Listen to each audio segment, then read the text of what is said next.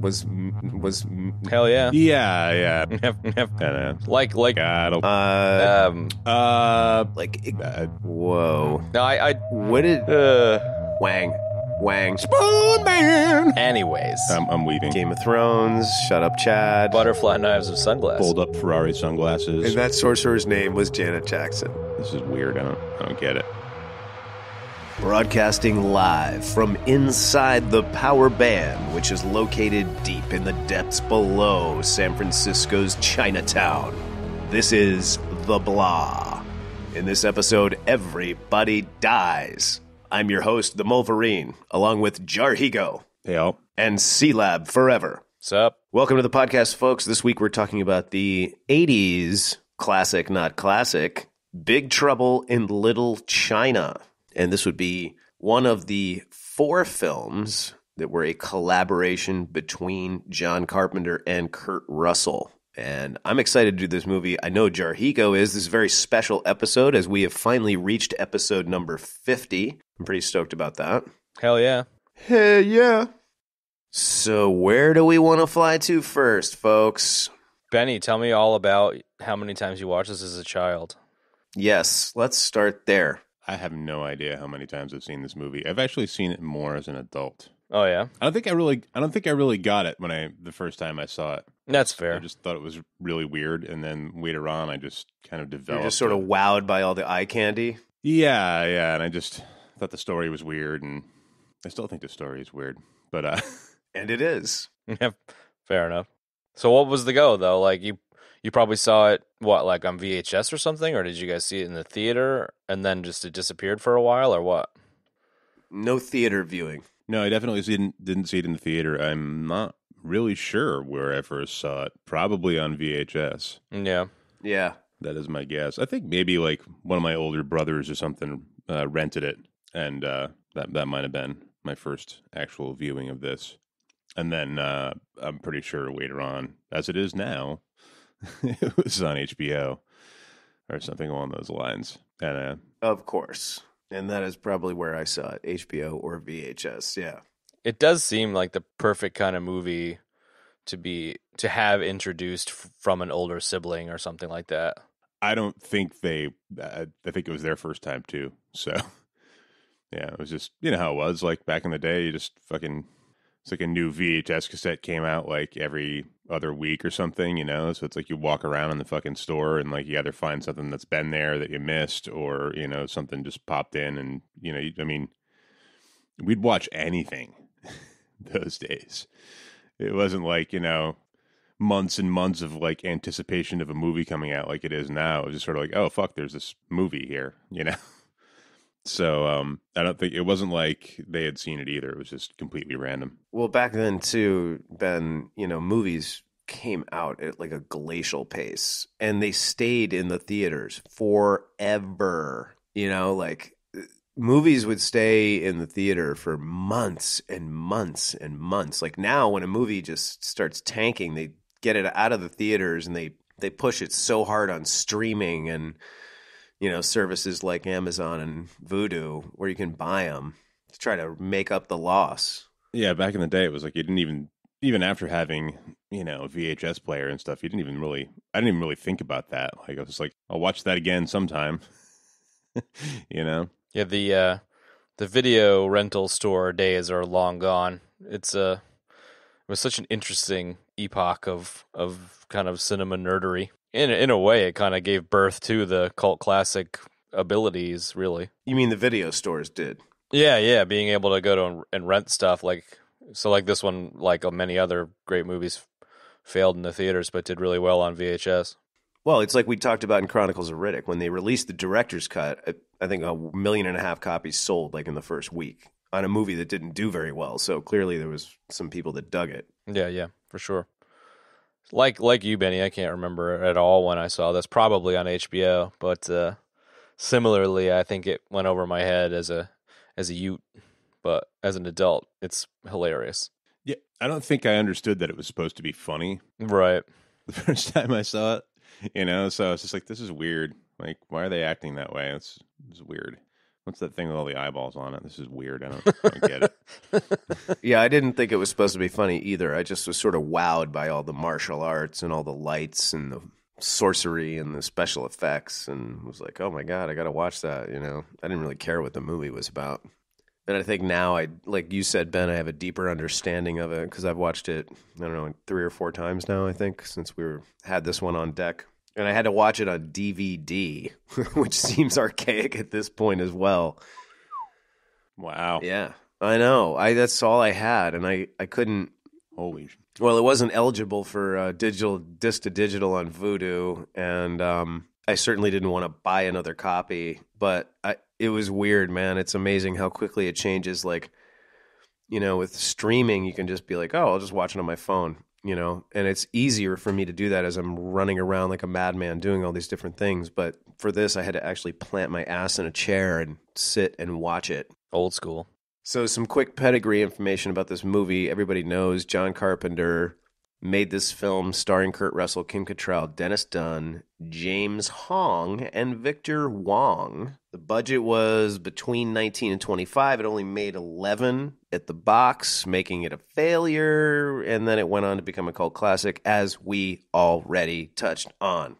Interesting to note, this is one of the only films about Chinese mysticism. Really, the only movie about Chinese mysticism, which is pretty cool, I think. And it also was competing against another movie about mysticism. It wasn't Chinese in its origin, but really more Tibetan, which was The Golden Child, that starred Eddie Murphy. And both of these films starred James Hong and Victor Wong. James Hong, of course, played Lo Pan, and Victor Wong, of course, played Egg Shen. And they were both in The Golden Child, which I think is kind of interesting. Yeah, that's pretty random. In both films.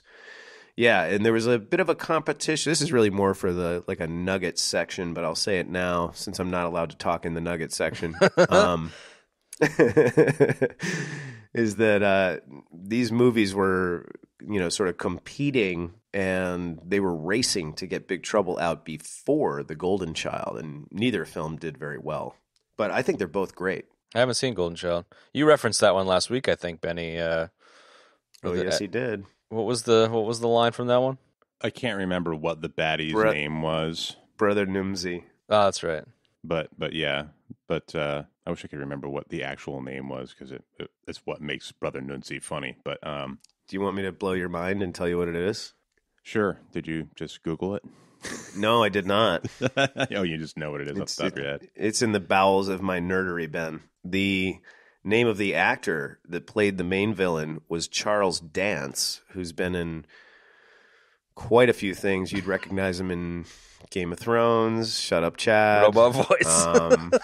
Robo Voice. Alien 3. Awesome. What was the character's name? You know, people actually like when I provide this information, and they don't like when I make fun of you about it, Chad, because they message me secretly and they tell me. Right, yeah. All those encrypted messages that no one else sees. Yeah, that's happening, Kev. Yeah. Indeed, everybody Kevs. Everybody does Indeed, Kev. everybody Kev. So, the actor's name was Charles Dance, and the name of the character was Sado Numspa. Thank you. Thanks, Dan. Thanks for that. Brother Numsy. Brother Numsy. Yeah, that's where the Brother Numsy reference comes from. It is. I've never seen that one. Is it a good flick or what? It's definitely worth watching, yeah. I think it's great. Yeah.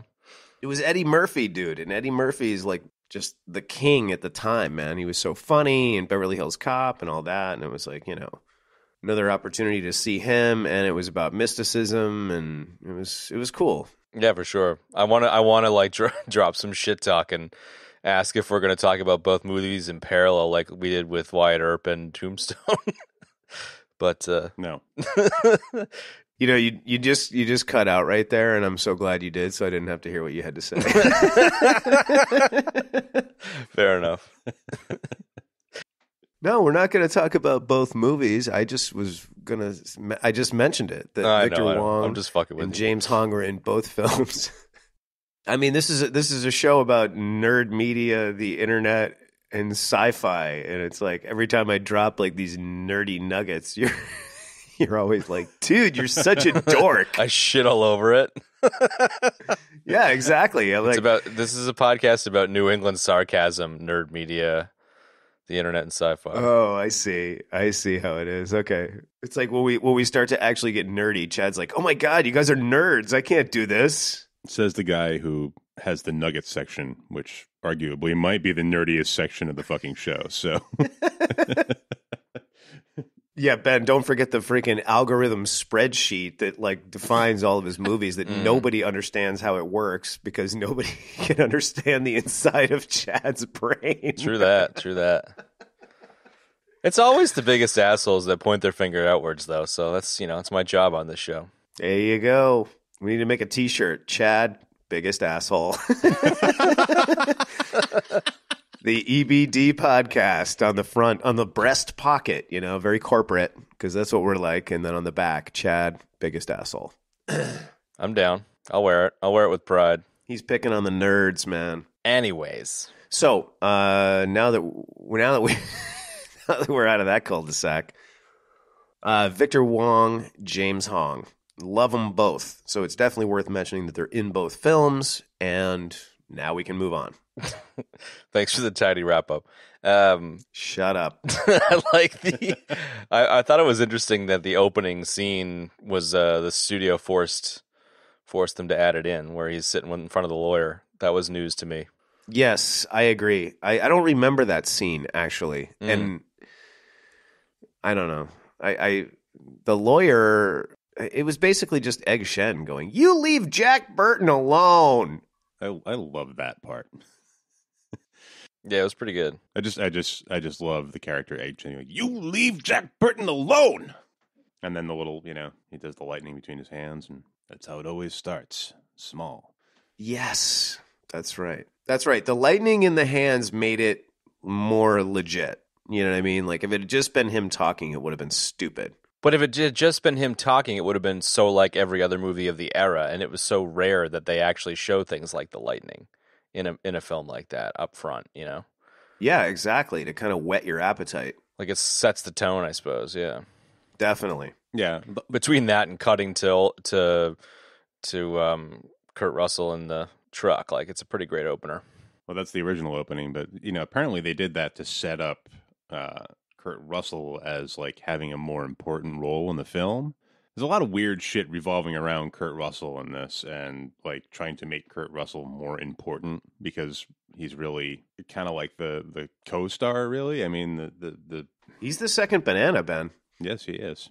Which I don't know why that's a big deal. Like he was on the fucking movie poster. Like I think they were expecting that he was gonna sell the movie completely because he was a big actor in it, I guess, and so they threw that in. But I don't know. I like it anyways, even though it's.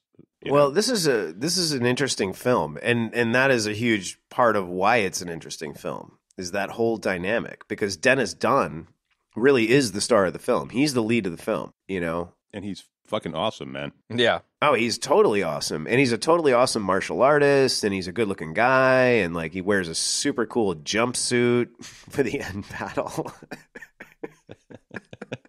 Sorry.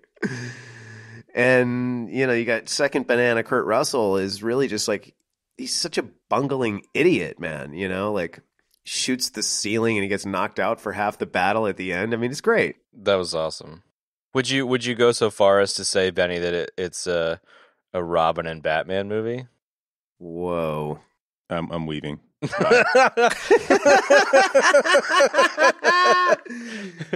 I heard a great comparison, which was like, it was as if Short Round grew up and became the hero and Indy is the sidekick. I thought that was really quite good. Oh. Wait. Short Round or Data? Data from Star Trek? Oh my God. You know what? You're not a nerd, and I banish you from the podcast. What Data? What Data are you talking about? Data was the character. Ben, you say it. Tell him. Goonies. Oh, of course. No? Yes. 1,000%. 100%. 100%. Yeah. Josh Brolin's first film. or first big film. I'm kind of more down with the short round thing personally, but I see what you're saying. No, he's definitely more short round than he was Data, but same actor played both characters, whatever. Yeah, right on. I was trying to make a great nerd moment, but you ruined it by ragging on my nerdiness again. By getting confused and bringing in an android from Star Trek like an idiot. Yeah, exactly. Wait, Data from Next Generation? No. No, I have a business selling styrofoam nuns. I suppose circling back, like I just like everything else. The movie went over my head. The whole, Jack Burton is the sidekick went over my head at the time too. And seeing it now, it's super obvious. But I like the fact that he's the sidekick for sure. So I'm totally on board with that, Benny. Do you want to, Chad? You didn't answer your own question. How did you first see this movie? Same as us, or did you see it back in the day? Or yeah, same. Okay. Have no idea. Probably on HBO, and then it probably just disappeared off my radar for a long time until we were, 20-something jackass ravers and just like saw it randomly, drunkenly over and over again, and in the wintertime maybe, and then now it's become a bit of a classic for me. So yeah, that sounds about right. All right, so where should we start with this masterpiece of a film? I leave it in your gentleman's hands. I don't have a lot of notes. First note I had is butterfly knife. So airport, they're going to pick up Miao Yin, Lords of Death. Guy has like those sweet white, wouldn't classify them as sunglasses, but they have just little teeny slits in them for you to see out of. Very intimidating looking. And then when Jack Burton gets in one of their faces, the dude whips out a butterfly knife, which in the 80s I thought was the coolest thing ever. It was, yeah. I mean, that's right up there with throwing stars. It's not quite as good as throwing stars, but close. It's sort of the knife version of throwing stars. Yeah. I'd argue that a butterfly knife is better than a Cobra spiked knife. Definitely. No doubt. Definitely. Not quite as cool as fold-up Ferrari sunglasses, but cooler than a spiked Cobra knife. Yeah, yeah. Wait a second. Fold up Ferrari sunglasses. Yes, sir. You mean ones that folded that like shitty little like pleather case, zip up case? Totally. Yes. You don't remember Ferrari sunglasses? I think so. Did they fold like all the way up? Like, so you fold the arms in and then you fold it again in half? Is that what you're saying? They all folded. They were like aviator sunglasses, but they folded down to the size of like the lens in an aviator sunglass. Right. Sunglasses set. Yeah. Which made them extra cool. Glad I had to explain that. Fuck. Sorry. And they're the butterfly knives of sunglasses, so it works. Well, yeah, and all of that goes really well with the IROC that they were driving, that the Lords of Death were driving when they grabbed Miao Yin. That was a pretty legit car. It was totally legit. I mean, I think I saw on the side of the car that it was an IROC. Yeah, it was an IROC. Right, Ben? Yeah. Yeah, that thing was an IROC. International Race of Champions. I actually didn't know that until a few years ago. It was like the, who the hell was the leader of M.A.S.K? Oh, God. Camaro turned into a jet. Dude, it was nice like that car. Name drop. I used to love that show. Same here. I think that was like my number one favorite show when I was a kid. That sounds about right. I want to back up a little bit here. We're starting off at the airport, but I don't know if you guys noticed this, or I don't know why I never picked up on this, but they're unloading pigs from the back of his truck. Hence, that's why his truck is called the Pork Chop Express. I never got that for some reason. Oh, I didn't notice that. God, dude, nice one, bro. I never put that together. But I like that. I like how it's like he only transports one thing. Okay. He hauls pigs, yeah. Apparently, like that big old sandwich he's eating at the beginning is supposed to be a ham sandwich. And just a side note, Ben, there's a lot of eating at the beginning. Like he's chatting and eating the sandwich, and then he's chatting and eating something else. Like there's a lot of chatting and eating going on there at the beginning. Talking with your mouth full. Jack Burton does that. He doesn't give a fuck. He spits crumbs all over everybody. He's that kind of dude. Yeah. It's like the original Brad Pitt Ocean's 11 thing where he's always eating too. Like I bet you they stole that from this. Probably. Definitely. But just jumping back to that, I always love the the bottle chopping scene, that whole thing, and kind of like how that sets up the friendship between Jack and Jesus Christ, Wang. Thank you. It's the first time you hear Jack Burton say, "It's all in the reflexes." Question for you, Ben. Yes.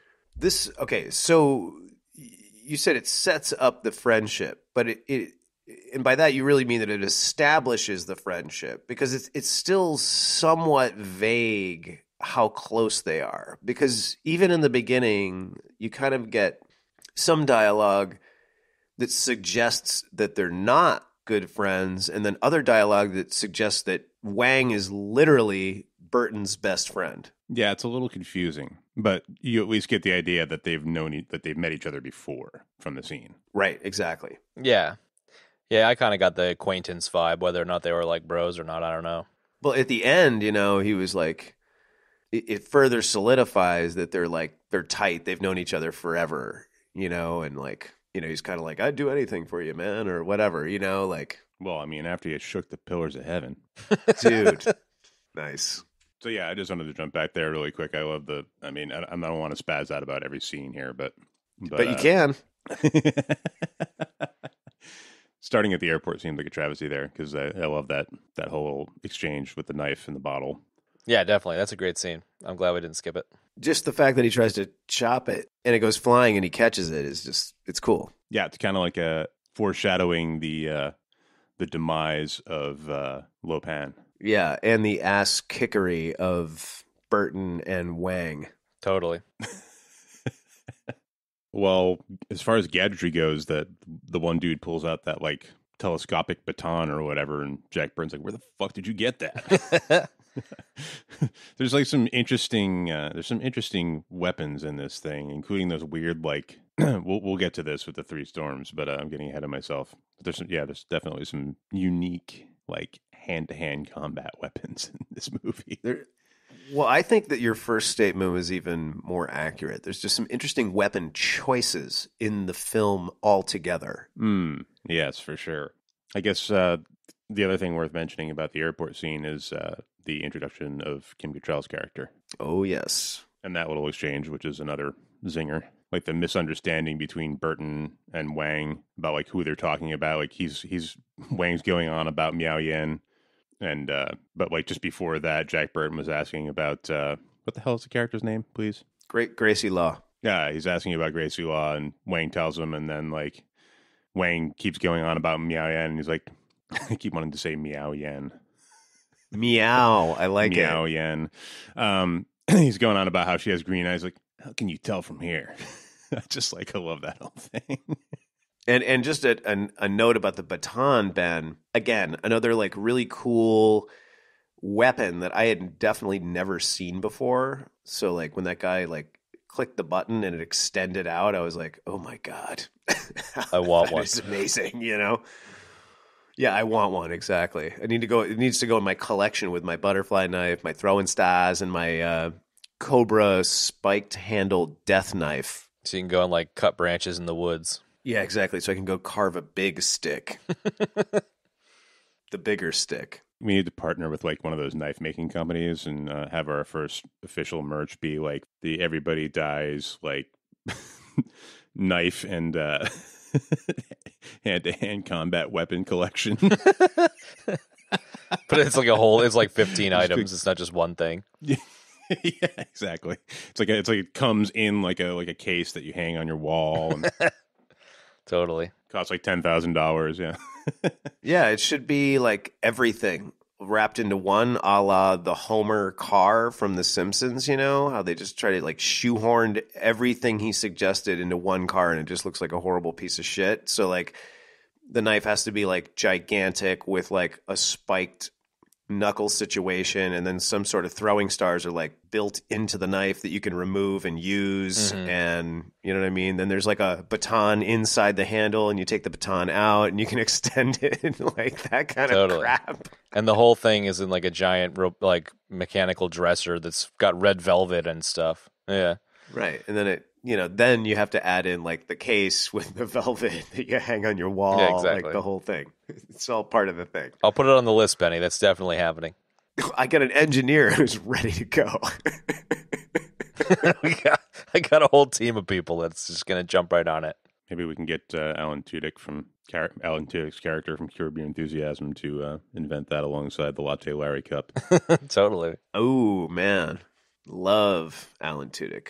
Fuck yeah. But I'm not going to robot nerd out about him. Let's keep moving on this movie. Because we're like 2 minutes into the movie, and we've talked about for about 45 minutes. So just like Commando and every other movie of this era, there's a car garage scene where there's people chasing each other around and causing trouble. That's the next sequence. Yeah. Mao Yan in the back of the Camaro. Lords of Death. Dude, what? They're called the Lords of Death. It's not very low key, is it? No, it's not at all. It's like you big, know big what they're and bold. about, man. Yeah, all about death. They're fucking driving in an IROC. Those dudes are so 80s up, it's unbelievable. Like, Oh one of my them's wearing like a God. jean jacket vest. Like they have like the crazy. I mean, those glasses are fucking crazy. They're like super Asian stereotype, weird, like, you know, They are. variant of the like the Venetian blind shades. They, you know, like the sunglasses that were like just like, you know what I'm talking about? They're They just totally like, look like Venetian blinds. yeah, they just look like truck louvers, Ben, from like a, you know, like or louvers from like the back window of a Mustang or an IROC or whatever. Louvers from the back window of that IROC. Yeah, there you go. Exactly. And then one of the other ones looks like he stole his grandma's wraparound rectangular glasses. Yeah. The ones they give you in the hospital after you get your cataracts taken out. Yeah, right. Exactly. Pretty sure they're all rocking headbands. No doubt, dude. You can't not do something like this in the 80s without a freaking headband. Come on. Love it. So yeah, I mean, you're off and running at this point. Like the movie wastes zero time fucking getting down into it. Yeah. It's crazy. Yeah, I like and, that. And that's kind of what's cool about the movie and kind of what sucks about it too, because they don't expound on a lot of stuff. And that's what I was thinking about on my last viewing. But yes, you're right. We're off and running and it literally never stops from here. Wang and Jack chase them, end up in the alley in Chinatown. As a special note, because I don't think I've ever seen this in any other movie, Wang tells him to turn down an alley, and Jack literally does a power slide with that freaking rig, which is sick. It's pretty awesome. I know. I love it. No, just on the confusing stuff, on the fact that they don't set anything up, Kev. I think that's interesting because I heard someone say that the confusing nature of the movie really puts us in Jack's mindset because he's confused and oblivious the whole time. So I think it really like just sticks the viewer in the same perspective as Jack, and so you're kind of the second sidekick as a viewer the whole time, just like what the hell am I watching? Wow. Yeah, I never thought about that. Yeah, it's like Jack is there to be your perspective in the film, more or less. I like it. Yeah, and the perspective of the guy who has no idea about, you know, Chinese culture, and it's a really clever way to do it too, because, you know, all the white bread in the 80s that saw this wouldn't have a fucking clue about it anyways. So it was a good way to do it. No, they'd be saying like, "Oh, it's a bunch of chop suey crap." Yeah, a bunch of racist bullshit. So yeah, it was Exactly. It was interesting. It was, you know, I hear what you're saying that like they didn't spend much time setting things up, but like in a way, it kind of is the perfect story for them to just blast right through it and just keep you on your toes, or, you know, not knowing what's going on. Just a quick aside, I don't know if being ignorant about a different culture counts as racist. No, but chop suey shit was. Yeah, but I said that because that's the kind of thing people would say in the 80s. Yeah, totally. You know what I mean, because they were just so like didn't get anything about Chinese culture, you know, unless you lived in Chinatown in New York or San Francisco. You had never interacted with anybody from China, you know? Yeah, definitely. Now I do all the time. My dad's Chinese. Oh, yeah? Sorry. That was like wow. It's like that was like lobbing a large rock, and it does not go as far as you think it's going to go. Anyway. That's all right. Also known as a death, folks, and we're Kev going to just tried to skip a round stone. Exactly. We're going to just jot that down in the old death tally here. Okay, so we get to the alley, and, you know, again, like Ben said, this thing just like we're off and running, like it's just going, and That's where we first see the Three Furies and Lo Pan and more Lords of Death. And the note I really had there was just kind of jumping back to Ben's note about the weapons in general. Like, that's when all these really interesting weapon choices come out. Because there's a guy who has literal gold and white 6-shooters on. And he kind of like... Yes. He kind of taps them like a gunfighter would in a serious Western, He's kind of like tinkling them with his fingertips, like itching to draw them out. Yeah, and then he does, and he just bandoliers on. Yeah, exactly. And he just pulls them out and starts blowing people away. And then they like cut to another guy who's got a freaking Tommy gun. Man, I was like, wow, okay, I'll see your 6-shooters and up you a Tommy gun. 1940s beats 1890s, like whatever. I don't know, man. I just thought it was really weird and funny. And then it was like, then they cut to another guy and he's got an AK-47 and it's like, I win. I've got the 80s machine gun. Like, it was just super odd. It was a machine gun from like literally every era of human death and suffering in that scene. And then everyone else has a giant staff or something, like ridiculous. Bringing a broomstick to a gunfight. Exactly. Yeah, and let's not forget that in every single, like, I feel like this was a huge 80s trope. Any kind of fight like this, there was always a guy with a goddamn meat cleaver that was bigger than your head. Yep. I don't know that actor's name, but the guy with the meat cleaver has been in like a million things. I don't remember who the meat cleaver guy was. I just saw the meat cleaver and I was like, oh, of course, meat cleaver. He's been in like a million things. Oh, I know the guy you're talking about. Yes. Yeah, he's got like long hair and a goatee. And yeah, he played... he's kind of like, who's the machete guy? Fuck. Like always sort of plays a bad guy. Yeah, he was in a ton of films, man. In the 80s and the 90s and the early 2000s. Danny Trejo. That's what the guy's name is? Oh, Danny Trejo, yeah. Danny Trejo, yeah. Yeah, he's sort of like the Asian Danny Trejo or something. Like I know I've seen him in a million things. He is, yeah. He's really like he's also like an Asian Marco Rodriguez, who's the guy from the beginning of Cobra. That guy popped up everywhere in the 80s and the 90s. Like he was always like a baddie in a lot of those films, man. Yeah. So yeah, you're right about that. That guy. Yeah. And he's got a fucking meat cleaver, which is awesome. Yeah, and if memory serves, and I'm not 100% on this, and I'm not going to bother looking it up now, I believe he was also in The Golden Child, because, you're going to make a movie about mysticism in the 80s, it's like you got to use all the same actors from the other movies about mysticism in the 80s. Like, it was like Victor Wong, James Hong, and that guy. You know what I mean? Like, you can totally see the Hollywood execs being like, just get the same fucking guys. This is like, all right, dude. Like, there's thousands and thousands of people to choose from, but we'll just use the same guys. Great idea, dude. Yeah, nice. No worries.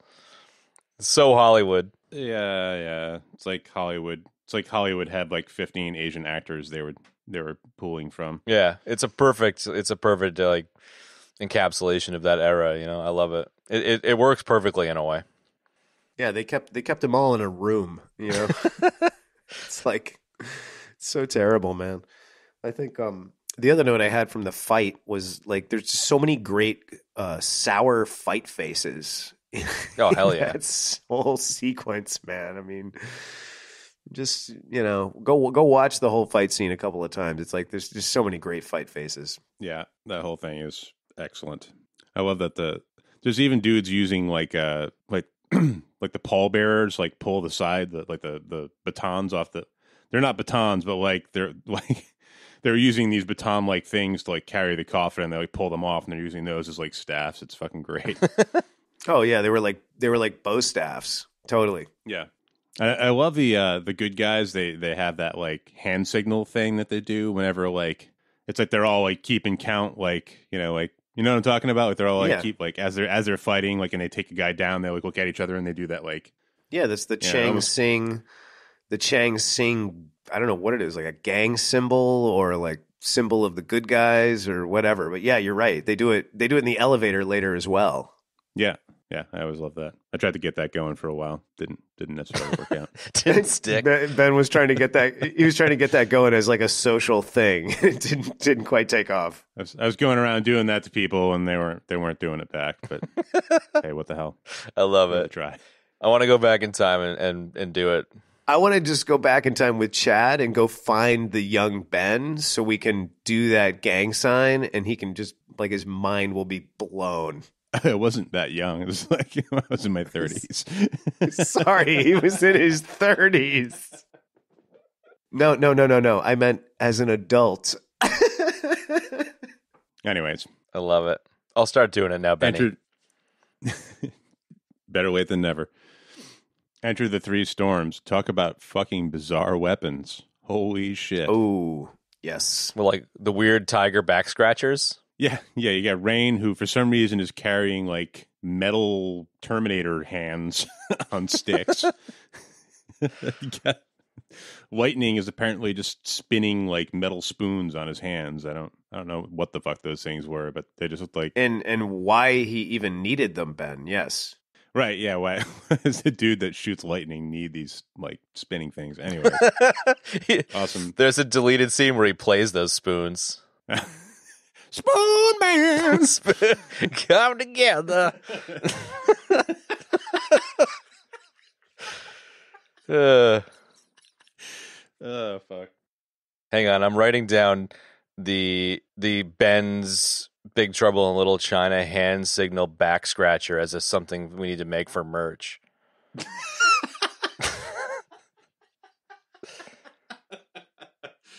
I like that because that would be amazing. Yeah, the three storms are amazing. I think, I don't know, part of me thinks that this movie kind of sunk in for me after the Mortal Kombat stuff. So I was like, oh, it's totally Raiden for Mortal Kombat. But finding now that it was like this was the inspiration for a lot of the Mortal Kombat stuff, I kind of dig that bit of lore. Yeah, that's one of those things I always wondered about before the days of, just being able to fucking Google whatever you happen to be having a brain fart about. And it wasn't until the last viewing that I actually finally looked that up. Like, was Raiden? I mean, clearly he was, but like, I always wondered how direct the comparison was, or whether it was something that Big Trouble in Little China had borrowed from something else, or yeah. So it was cool to get to the bottom of that and find out that indeed it was pulled. Mortal Kombat pulled the character from Big Trouble in Little China. From this, yeah. I also saw that Big Trouble might have pulled it from some of the assassins from Lone Wolf and Cub. Whoa! I'm not sure if it made it into the movies or not, but it's definitely in the manga. So that was kind of cool. So similarly, I was curious if it was like a throwback to something that was well known in Chinese or Japanese culture that I just wasn't aware of. But yeah, it's interesting tie into Lone Wolf. Right. Yeah. Does anyone know how actually accurate this stuff is to Chinese mysticism? Or it seems to me like they just kind of borrowed a bunch of different, like a mishmash of different things from different Asian cultures. I know that a giant green neon skull is very accurate, but other than that, I don't know.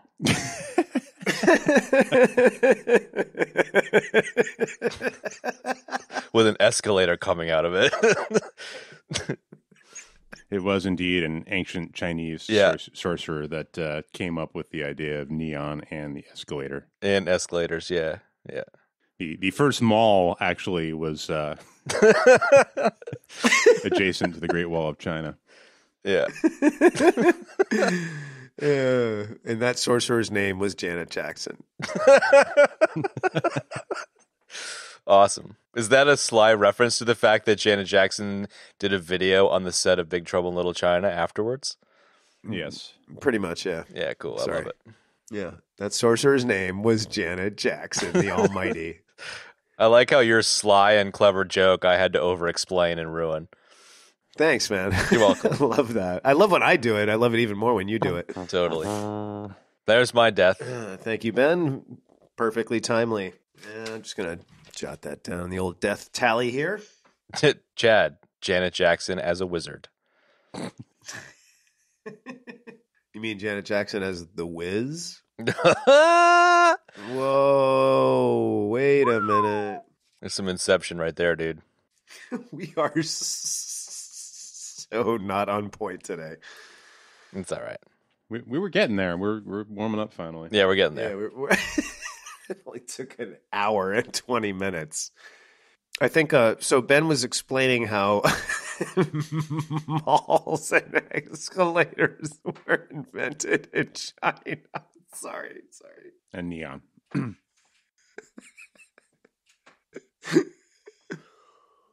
Gunpowder, Yeah. Chinese were on it. They certainly were. I had a funny note. Well, it's making me laugh, so I'll share it. When we see Lo Pan, one of the first things we see, because he's in his sort of... Oh, that's where we really were. Yeah. We were just talking about... that is where we were. Yeah. So, like, Jack and Wang still haven't gotten out of the truck, and then, like, Lord's Death come, then the Chang Sings come, and then Lo Pan shows up. The cardboard cutout of Lo Pan. Right, the cardboard cutout of Lo Pan, but he's in his spirit form, so he looks young and normal. He doesn't look like the decrepit ancient man in the wheelchair that we see later. I don't know if normal is the word I'd use, but I gotcha. Basket case. No, okay, fair enough. Yeah, right, exactly.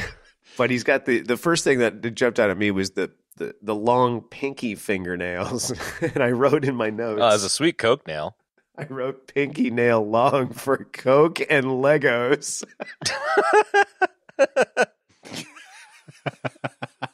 Getting those annoying little round single light ones off of the flat sheets. Well, yeah. Well, any kind of flat sheet Lego piece, it's like you could not get them apart unless you had a long pinky nail like that. And no, that's the third merch item of the show today.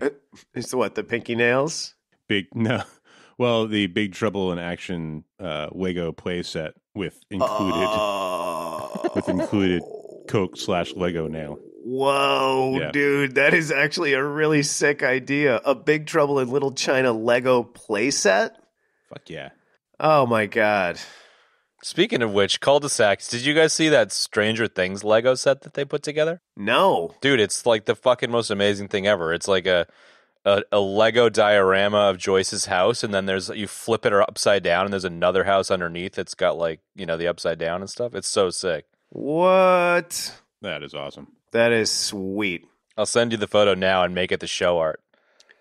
Well, this one, I already know what this one would be. This one would be either the alley with the truck for the gang fight, or the alley with the truck and the gang fight, and then flip it over, and you've got the Chinese underworld. Boom! Oh, fucking totally. It's got to be the Janet Jackson video room with the escalator and the neon, and it's got to be that one. And that's all in the Peking Mall, right, Ben? Yes, it is.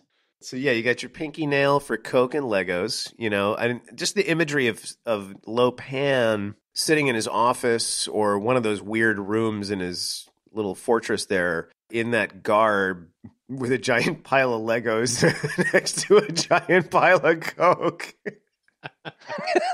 Yeah, if you get our Lego playset, you're not allowed to put it together unless you're on a large amount of Coke. Exactly. So he's got the pile of Coke. He's scooping out, fingernails full of Coke, snorting them, and then he's continuing to build the Lego play sets. And that's what he does all the time. I love that. And it's kind of fitting because the character does sort of have this weird energy, like he might just be coked up, like in Exactly. old man form and 7 foot tall ghost form. Totally. Because James Hong is awesome, man. And when he gets all excited, which is like numerous times in spirit form and in old man form, like he kind of spazzes out like that, Ben. I know exactly what you're talking about. Mm-hmm. He's like, a girl with green eyes. He's amazing. Exactly like that. Anybody, did you love my dead on cold read right there? That was perfect. That huh? was great. That was good, man. I just sent you that image. Oh my God. Wow. Dude, it's even got Hopper's Jeep. That's sick. Yeah. It's super clever. And you would need a major fucking Coke nail to take that thing apart. Oh my God. You would also need a major, really good job to be able to purchase that, because it looks like it probably costs about $150, man. Was that an official Lego thing, or is that something like some super Lego nerd just made? I think it is, actually. Oh, that's got to be real. When Jimmy Google was doing some research a second ago, he found that it was a Lego thing. Kill. So anyway, let's what did you have next, Ben? Yeah, so whatever, we're introduced to the Three Storms and Lo Pan for the first time there. It's kind of like the first run-in. Jack. This is where Jack loses the Pork Chop Express. Pretty much, that's like the end of the exchange. Like they get away, and next thing we're in Dragon of the Black Pool. Is that the name of the restaurant, right? Yes. And he managed to strip down to his awesome tank top, his Walmart tank top, and end up at the Dragon of the Back Pool. Okay, right. So I love that the tank top is like an Asian themed tank top. Like, what are the odds of that? Yeah, there's some pretty amazing fashion choices going on there for old Jack Burton. Yeah, old Jack. He's got the hippie hoodie. He's got one of those hippie hoodies from the 80s. Dude, I had one of those things. It was the most uncomfortable hunk of shit I've ever. Yeah, I believe it, man. Those things are so annoying. So scratchy and like just terrible.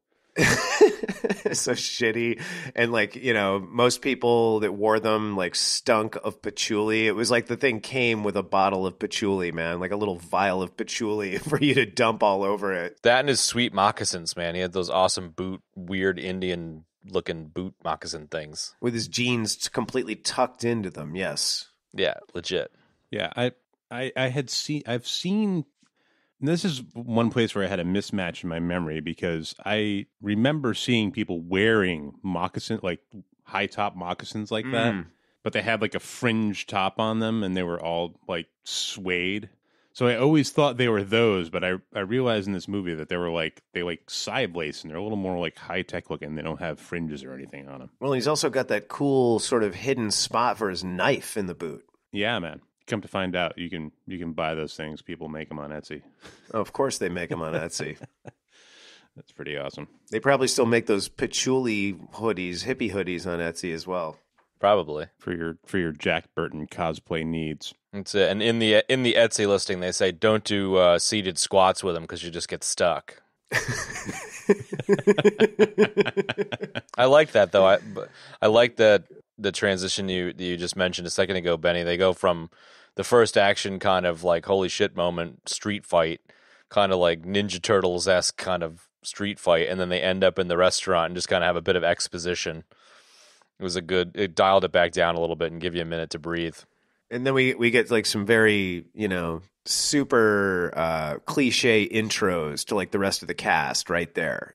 Eddie, the maitre d', one of my favorite characters. Exactly. Yeah, he's great. Don't forget Uncle Chew. Just before that, like as they're leaving the alley, right? So Lopan does like the whole like eye mouth light thing. And Jack's like, oh my God, I'm blind. And they run like around the corner. And I had this in my notes. Wang's like, here, Jack. And he squats down. He splashing him with puddle water. And I wrote, yeah, he's blind. Puddle water should do it. There you go.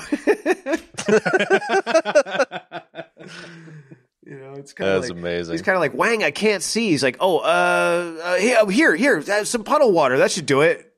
That'll work.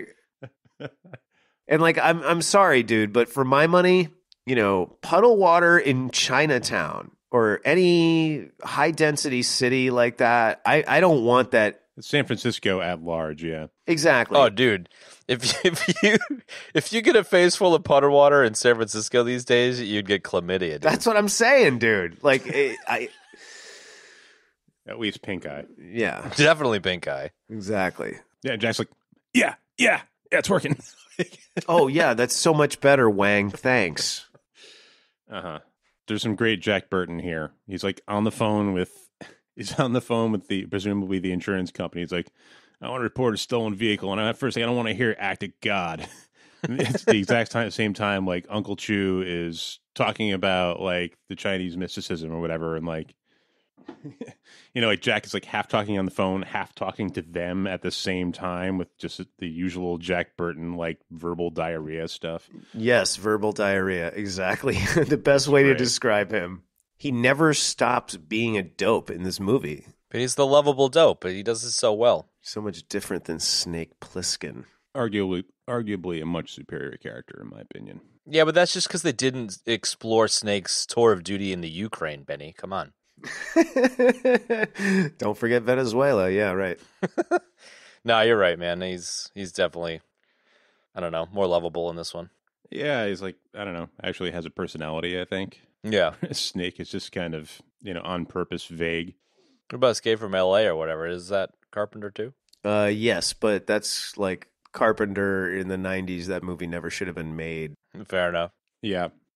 I mean, as much as I don't necessarily want to see, I always wanted to see another movie with these characters. Like, how funny would it be if they did one now? What do you mean? Big Trouble? With like all the original, yeah. I'd watch it. Oh my God. Or with everybody who's alive. Well, Victor Wong's dead, but James Hong is still around, and everybody else is. I mean, I listened to a bunch of stuff and watched some.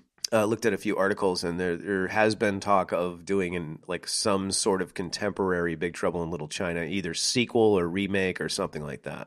Yeah, I've heard like something like that, like The Rock associated with, and no, yeah, right. Not that I have anything against Dwayne Johnson, but I don't want a fucking another reboot. I'm all set. No, I don't want a reboot either. I want like a continuation done in the style of the 80s that looks as crappy as the original. That was the only sequel I will accept. Yeah, I want to see the further adventures of Dennis Dunn as Wang and Kurt Russell as Jack Burton. Totally. It's like, who do you get to play Egg Shen, though? That's the problem. The guy's so awesome. Well, maybe it's just like the legacy of Egg Shen who has passed on, Or you get James Hong to play both characters. That'd be very 80s of them. Exactly. And very awesome. But yeah, I think Kurt Russell's great in this movie. Like, it's one of his better roles, I think. And I like, even though he's kind of like clearly seems to be channeling some kind of a John Wayne like persona for Jack Burton, at least as far as like the way he talks. Maybe not his personality, but like the way he talks is like, yeah, like this like cheesy, but it's seemingly on purpose. It's like this like cheesy John Wayne impersonation. Like he's trying to like sound like a tough guy, even though because he's a kind of a dork. Yeah, whatever it is, but it works. It's great. Would you say that you guys knew somebody like that growing up that was like trying to be tough that just acted tough, but they weren't really all that tough? Because it kind of gets that vibe for me. Like the Cobra Kai kid or whatever, whatever the baddie in Karate Kid was. He's like, acts like a bully badass, but he's actually just gets one weird crane kick to the head and he's down. Exactly. He's crying with a bloody nose. Yeah, exactly. Shoots the ceiling, gets hit in the head with some concrete, and he's down for the count. Yeah, I don't know. Just Jack Burton and his constant ridiculous verbal diarrhea and his, yeah. How did you describe him? He's like a buffoon or a... Yeah, he's just a bungling idiot. A bumbling idiot. There you go. Bungling idiot. Yeah, he just is constantly screwing everything up, and it's like, I mean, he's always trying to sound like he knows what he's talking about, but it's like, case in point, when he's on the phone with the insurance company and he's trying to talk to Uncle Chew, it doesn't sound like he knows what he's talking about in either of those conversations. No. Yeah, I want to chuck in a nugget now because it's a perfect moment for it. There was a quote from Kurt Russell from some magazine interview where he says, regarding the bumbling idiocy of Burton, he says, it's like, imagine a movie star and without knowing it, the director always printed the take where he fucks it up. I always imagine Jack Burton going to the screening of Big Trouble, his autobiography, and he's shocked at what he's watching, but not able to say anything because the audience is enjoying it so much that he'd have to go along with it. Yeah, that's cool. I like that. That's a pretty poignant thought there from Russell. It just so clearly encapsulates the character because if the actual Jack Burton character was in the theater, he'd be like, what the fuck, man? I look like an idiot, but he just would be too embarrassed to get up and be mad about it. It's perfect. Yeah, like a massive mismatch between his memory of events and what actually happened. Exactly, yeah. No, I think you're right, Benny. I think he definitely is a super strong character compared to, the Pliskins and the other characters that he's played. So, yeah. If it wasn't for the buffoonery, I don't think the movie would have quite as much of a warm place in my heart. Definitely. I would go so far as to say it is absolutely my favorite action role that I've seen Kurt Russell in. At least as far as what I'm thinking of right now. Like, and that includes like Pliskin or that soldier movie that he did where he was another kind of like silent character. Or even Stargate. Oh, yeah. Ugh, Stargate, wow. I liked him. It's not an action movie, but I really liked him in Overboard, which came out just after this. Like, it was a similar lovable lug character. Yeah, I liked him in the comedy stuff, or even Captain Ron. Yeah, for sure. Oh, God, yeah. What about Overboard? That was awesome. Yeah. Chad just said Overboard. I knew that. Because I'm definitely not looking at the internet right now. Everybody Kevs, everybody. I know, and I was just speaking to his action roles and the sort of like silent, sullen types that he often has played in his action roles, which are even the Thing. Like he's kind of like the quiet, sullen type. Although it really works in that movie. I still haven't seen that one, but clearly the comedy works for him because it was definitely a fair bit of comedy with the ego role in GOG too. So yes, yeah, it's definitely a strong suit. Yeah, no doubt. I suppose the only other note I've got on Kurt Russell's character in this is like failing upwards is a way I would describe his character. You know, he's just constantly failing, but it works. well put. Yeah, it's like his superpower is luck, essentially. Exactly. Yeah. Culminating in that amazing knife throw. Well, yeah, but like dumb luck. I mean, Jesus, he's... Yeah, totally. and a bit of reflexes. Yeah, it's all about the reflexes. At least as far as he's concerned. Well, he does catch the bottle, and he does throw the knife that kills Lo Pan. I mean, come on. Yeah. A broken clock's right twice a day, Kev. Hey. It's going to take crackerjack timing, Wang. I love that he says that. This is actually a good segue because it's kind of like, no, it's not quite next on the agenda, but we could jump around. No, I love that he says that to Wang as they're about to as they're walking into the Wing Kong exchange with like a telephone. That's their disguise. That was amazing. They're like pretending to be like telephone repairmen, and they're like walk in, they have like a fucking rotary dial phone. One of them's carrying a rotary dial phone. They're just like, oh yeah, last time this happened, the squirrels were chewing on the wires.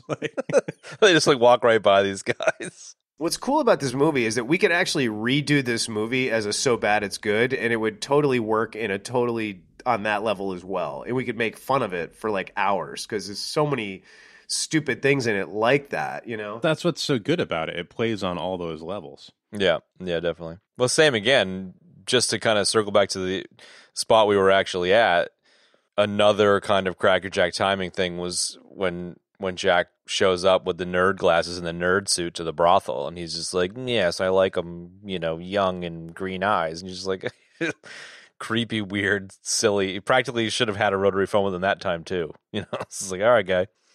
Yeah, exactly. Oh, cash, I guess. I mean, it's not tax deductible, is it? It's like, oh, my God. Is that where it flies next after...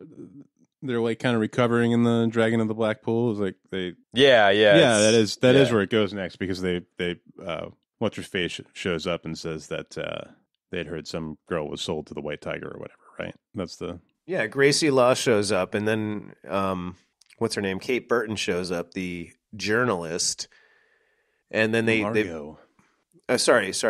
Margot. So basically they run from the alley back to the pool of the Black. Wait, what is it again, Ben? Pool of the Black Dragon? Dragon of the Black Pool. God damn it, sorry. Legend of the Hidden Temple. I love how I'm apologizing to Ben because I feel like I'm offending him if I say the name wrong. You are. Your intuition is correct. You are. And your intuition's spot on. You are offending me, dick. I am, yeah. I'm going to start answering when you ask him to be like, it's Dragon of the Black Pool. Oh, God, dude. You should have been doing that from the get-go. Totally. They go Dragon of the Black Pool, and then he gets on the horn about the insurance. Uncle Chu's there talking about the Chinese mysticism. Eddie walks in. Gracie Law walks in. Margot walks in. And then they basically go into Wing Kong, do the stupid telephone repairman thing, and then it's like, boom. They're trying to escape. Right, but before that, they go to find Meow Yen. Meow at the yin. White Tiger at the brothel. Yeah, right. Oh, right, at the White Tiger, and then that leads them back into Wing Chung. Right, the Three Storms show up and start fucking lacing everybody up, and yeah, and they steal Meow Yin, and they follow her to the Wing. What is it? The Wing Kong, Wing Chung. Everybody, Wang Chung. The Wing Kong Exchange, I believe, tonight. Wing Kong. I can't believe I can't remember this. I can't get Wang Chung out of my head, and that's a stupid band from the 80s. Everybody. Yeah, they like end up back at Gracie Law's apartment for a minute. Yep. Right. Yeah, where one of my favorite exposition scenes ever happens. Which is the reporter being like, "You mean David Lopan is the chairman of the Chamber of Commerce and owns the grocery store and is so reclusive that he shops online?" It's just like, yeah, that one. It's like, what are you talking about? I loved it. Yeah, but they don't. The only thing is they don't reconnoiter at Gracie Law's apartment. The only place they go is the Dragon of the Black Pool. Did I say it right? You just got to say it confidently, man, rather than asking every time. I'm going to have to disagree because they do end up at Gracie Law's apartment. Okay, all right. I'm wrong. Well, then we go from the apartment to the movie basically starting. You know, like the Wing Kong underground elevator ridiculousness begins now. After they bluster their way into the door. So the first venture into the Wing Kong exchange, yes. Yeah, exactly. Right, and they do the telephone thing, and they end up in the room with the water and the wheelchairs. I love the water. Like, they take an elevator that then fills with water, and that then is like to use a previous episode Ben term, like an oubliette full of dead bodies. It's just like, how did the elevator turn into a freaking torture chamber? Hell of the upside down sinners. It's so good. The hell of the upside down sinners? Is that what you said? Hell of the upside down sinners, yeah. Oh my god. Yeah, that whole elevator thing was just bonkers, man. I'm pretty sure it's Eddie that says this, but at one point in the Dragon of the Black Pool, I think it's like somebody mentions like the hell of being cut to pieces, and somebody else is like, what? And Eddie's like, Chinese have a lot of hells. It's like they keep kind of referencing these different hells. Eddie's a great comic relief character for sure. Yeah, he is. And it kind of fits for me that they like shoehorned a love story between him and the reporter for no reason whatsoever. Yeah, that was really an interesting choice. But perfectly 80s. Like everyone has a hookup. Everyone hooks up at the end of an 80s movie, so it kind of works. They couldn't leave him out, you know? I mean, No, definitely. Eddie had to get something, man. Chad, just a quick aside, you know that Eddie was the guy that played the bank manager in One Crazy Summer, right? Holy shit. Oh my god. I love that. That is awesome. That's so good. And he sat in that spot at the Pac National Bank at the top of Main Street there in Nantucket. Boom. No way. I've got to watch that again, dude. It's been a couple of years. It's one of my favorite movies. It's so good, man. So I'm gonna just keep going here with Wing Kong, whatever. Things of note in the Wing Kong exchange. Things of note in the Wing Kong exchange by Mulvey. There's also just like, you know what it just astounded me was the amount of dust everywhere. Like there was so much dust in this movie. Like everything wasn't dusty. Like I haven't dusted my house in like 3 weeks. It was dusty like from, 14th century China dusty. Like all those Buddha statues in that one room that they kept running into was just the layers of dust were insane. And like people are falling and there's just dust billowing everywhere. Like I just was really blown away and impressed with the amount of dust in this film. I'm blown away and impressed with the amount of conversational dust topics. Things of note in the Wing Kong exchange. Dust. It was so dusty.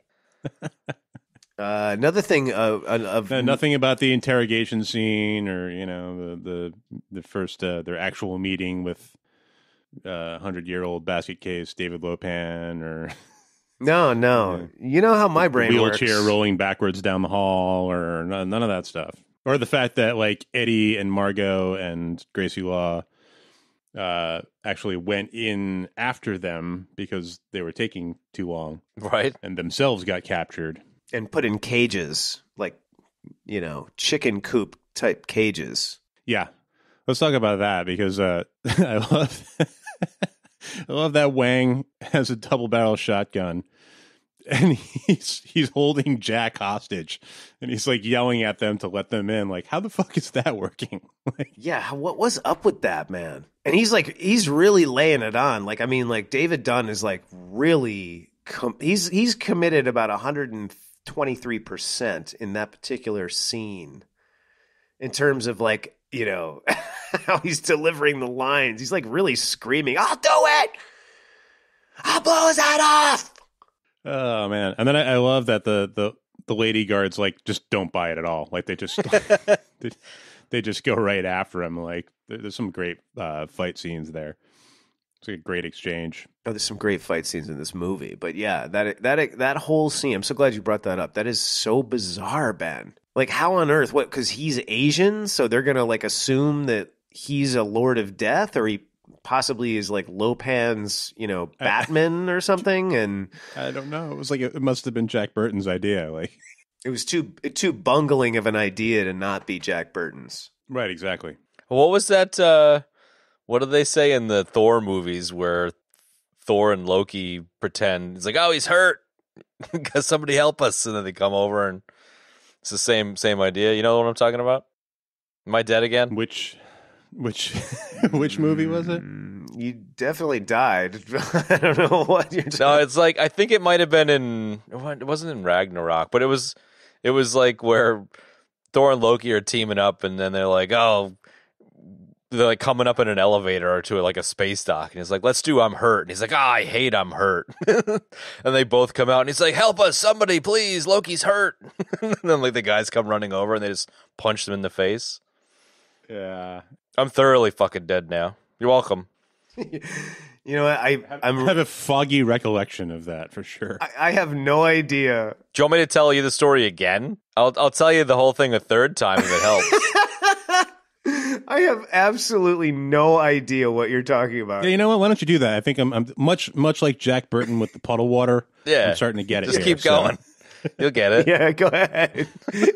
Chad, it'll definitely make it funnier if you tell it a third time. Go ahead. All right. Yeah, it's in one of the Thor movies. It was probably in the fucking Last Jedi. What was the fucking stupid one? The Dark Elf one? Dark World or whatever. It was in Dark Crystal. The Dark Crystal. Anyways. Right. Oh my god! The fact that you actually started to tell it for the third time was I mean, that was priceless. You're going to invite me. I'm going to go for it. As you should. I thought it was brilliant. I like how the third time I fucked up the story worse than the other two times. Yes, and definitely got all the names right too. Yeah. Big Trouble in Little China, everybody. Brought to you by Algorithm. Brought to you by Thor the Dark Crystal. Well, I was just like a quick aside for Ben. Like I would just looked at my notes after you made that comment a few minutes ago, and you're right. All of my notes are not like, oh, the interrogation, the wheelchair rolling backwards. It's all the most ridiculously infinitesimal bullshit. Like the dust. I loved the dust. The interrogation scene where Mortal Kombat Raiden blows like clown noses at Jack, and they like hit him in the chest, and it really hurts or whatever. I think it's Rain, the long-haired Thunder. dude. No, okay, Thunder actually, but yeah. No, Rain is the one that's blowing the clown nose at them, and then Thunder comes in later after they're done blowing clown noses. Yeah, it's like the long-haired dude is blowing the clown noses at Jack Burton. Then they take them in to see Lopan for their little interview with Lopan. Right, in wheelchairs. Rain's like on the phone, and like Jack's like, "Where the hell are we?" And Rain's like, "You are nowhere." Oh, thanks, man. I always love that for whatever reason. But then they end up back in that chamber or whatever. Like I don't. Fuck. I am totally confused. I'm totally confused. But when they escape, it's Thunder. Is Thunder the inflatable guy? Yes, Thunder. Rain is the long-haired dude. Thunder's the inflatable guy, and Raiden is Raiden. Lightning. Raiden's Raiden. Rain is the clown nose dude, and the other dude, yeah, is a blow-up doll. Try to talk about your EBD disasters. Oof, Jesus Christ. What happened? Where are we? Oh, Kev's looking on the internet. Hang on. That whole thing right there was like Tommy Boy trying to explain the butcher to head up the ass joke in Tommy Boy. I think that it perfectly fits with this movie, though, because the guys are in Everybody Wang Chung Tonight's place, and then they get out and they leave the girls behind and have to go back again. So we're very much in that vein at the moment. We fucked our retelling up so bad that we have to go back and do it all over again. God, this is a mess. So I'm going to just jump in on things of note. I'm going to do my things of note in the Wing Kong exchange. Hey, we get something juicier than dust this time, please. No, I don't. I do have something juicier than dust. Okay, so right as they're walking out to revisit the phone repairman scheme that was so convincing, the statue's eyes change from statue to red eyes that are super creepy. Oh, right. And then, the thing opens up and it steals Gracie Law. And the thing that's amazing is that, the statue itself is flat, right? And the eyes disappear, and then you see the creature's eyes. But then when you see the creature later, he has a snout that's like a foot long. It's like, how could he possibly have pressed his face up against those eyes to make that work? Like, these are the kind of things that I think are so important.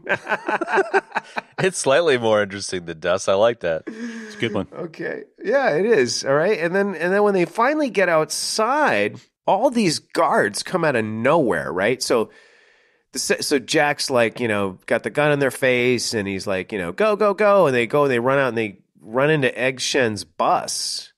And then the guards jump up and pick up the phone and start dialing and like calling people. And then all of a sudden, like 10 guards come pouring out the door. Half of them have AKs, and they light that bus up like nobody's business, man. And nobody has the wherewithal to shoot one of the tires of the bus so the bus can stop moving.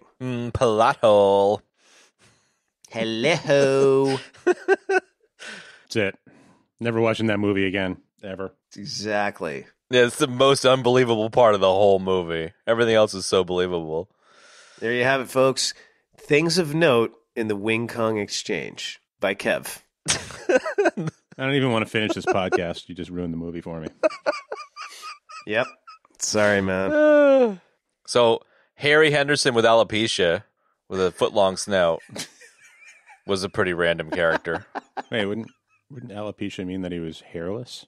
Well, he's kind of got like thinning hair, He's kind of like, they found an old Chewie costume, and they're like, yeah, rip out half the hair and dye it ginger. Yeah, here's the beta Chewbacca costume. It's for a man who's 5 foot tall. Yeah, it was interesting, like somewhat balding monkey demon thing. I mean, the costume itself, the face was like cool, and it was menacing and kind of scary. But then when you saw the creature moving around, when they did like those pullback shots, like so those wider shots, like the creature was just stupid looking, man, and moved really stupidly. And then later on in the film, like Kim Catrall kicks the creature in the shin, and the creature falls down. When they're trying to go after Lo Pan at the end, like the creature grabs Jack Burton, and then she kicks it in the shin, and he just falls on the ground. And they're like, okay, let's go. Really? I thought she kicked it in the balls. It might have been the balls. I thought it was the shin or the foot. Either are there. Anyways. Well, it's like that Star Trek where the dude's got a ball sack on his knee or whatever. Kick him in the right place, he falls over. Yes, Undiscovered Country. There you go. Great movie. But the Chewbacca Bigfoot dude didn't really go very far. Well, I mean, he totally stowed away on the Pork Chop Express at the end of the movie. Spoiler! Oh, good call. Good call. Yep, good call. Well, that's the thread to the next film is that stupid demon. Oh, really? Which one? Escape from L.A. or whatever? It's going to be a buddy film, much like Any Which Way But Loose. Oh, dude, yes. With Jack Burton and the alopecia Sasquatch creature with the long snout. Dude, that is a brilliant idea for a sequel, dude. So you got exactly Any Which Way But Loose, starring Jack Burton and the alopecia Sasquatch. That is a flippin' great idea, man. Driving around on the Pork Chop Express, getting into adventures. What could be better than that? Dude, come on. Is it like I'm not familiar with that movie. Is that like a buddy cop movie? So like it's the one with Clint Eastwood and the orangutan. Oh yeah, fuck, that's a good one. Yeah, good call. Very good call. Mm-hmm. Mm-hmm.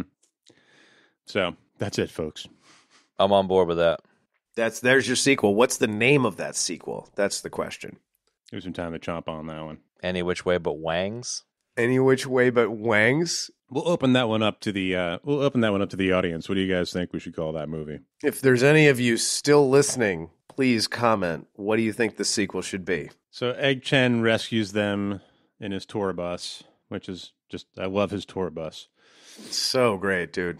I love that he has it's like a CB, like the handheld portion of a CB that just sort of hangs from the roof and swings around. And he's got like a fucking hair elastic around it to like keep the button in. Yes. That's like his microphone for like like when he's doing his tour. I love how you said a hair elastic and not a rubber band. It was great. Okay, so this is post Wing Kong exchange. Do they end up back in the Dragon of the Black Pool? Yes, they do. Is that when Egg Chen's doing his he's reading the chicken bones or whatever? He's like, ram butts into the edge and gets its horns entangled. Yes, I think that's the same scene. I'm not sure though, because I know that might have been the first scene in the Dragon of the Black Pool where we sort of meet Egg Shen for the first time. Because in the second one, like Egg Shen walks in with the Chang Sings, and he's basically like, okay, let's go. And that's when the lead Chang Sing guy is like, who is this clown talking about Burton? You know what I mean? So I don't know if that's when he's reading the Bones Bone. It might have been earlier. You know what? It so doesn't fucking matter. They're in, it does matter. They're in, because if that's what you're talking about, they're in Egg Chen's abandoned firehouse Ghostbuster lair. Ooh, nice. Not Dragon of the Black Pool. I was going to say the Ghostbusters. Yeah, it's definitely the Ghostbusters firehouse. Yeah. Yeah. Yeah. Yeah. Jack's like, these guys savvy English, and the Chang Sing guy's like, who is this guy? I love that. Then he hands him a gun that's like the biggest 44 mag I've ever seen. At least it looked humongous. Yeah. And he references Dirty Harry.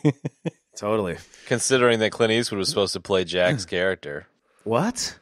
Wait, was he? Yeah, evidently they tried to get him in. They tried to get him, and he was busy, so they went with Russell. Wow, that ties the any which way but loose thing even tighter. Exactly, that's what I thought you were going for. It does. No, I had no idea.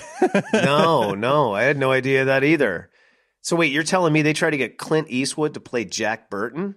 Yeah. Well, I don't know how seriously they tried, but I think the studio wanted Eastwood. Well, hold on though, because initially the script for the movie, it was a Western. Yeah, that's exactly right. The studio wanted either Jack Nicholson or Clint Eastwood, and then they were both unavailable. Yeah, I'm sure they were unavailable. And by unavailable, you mean they took one look at the title of the script and they were like, yeah, there's no way I'm doing that piece of shit. They're like, no friggin' way, man. Yeah, exactly. No, like, here's how it went. They were like, there was like a bunch of studio guys that were sitting around in an office having coffee, and they were like, oh, man, I wish we could get like Clint Eastwood to do this movie. And that was it. That's it, exactly. Dead silence afterward. And then later on, they were like, oh, yeah, we almost had Clint Eastwood to do this movie. It's like, yeah, no. Legend has it. You were dreaming about it whilst masturbating in the break room. That's what you were doing. Fair enough. I shouldn't have said that. That one never got handed off by the agent, I'm sure. Handed off? Oh. Get it? Ooh. Well, don't worry, Kev. Talking about Kev will cut that bit. Yeah, because it's toilet humor. What I'm always saying we don't need in the show is less toilet humor. And then I'm like, here I am talking about masturbating. Yeah. That's great. Don't worry, Kev. Kev will cut that.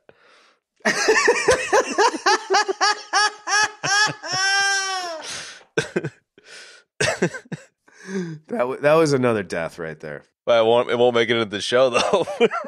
That was funny. So, Benny, does that go from the Egg Shen guys gearing up, and does it then go to them all drinking like ginseng frickin' random smoothies to like ecstasy out before they take the elevator? Yeah, pretty much. They go to Egg Chen's Ghostbuster abandoned firehouse lair. They slide down the fire pole into the underworld. That's right. Totally awesome. Because they have the fire pole from the Ghostbusters. Yep. Yeah. There's black blood of the earth, which Burton's like, you mean oil? And H.N.'s like, I mean black blood of the earth. Okay. He's like, oh, right. Just one of my favorite scenes in the whole movie is when that giant creature comes out of the hole and eats the guy. Oh, you mean Beetlejuice creature? It looks like one of the sandworms from Beetlejuice.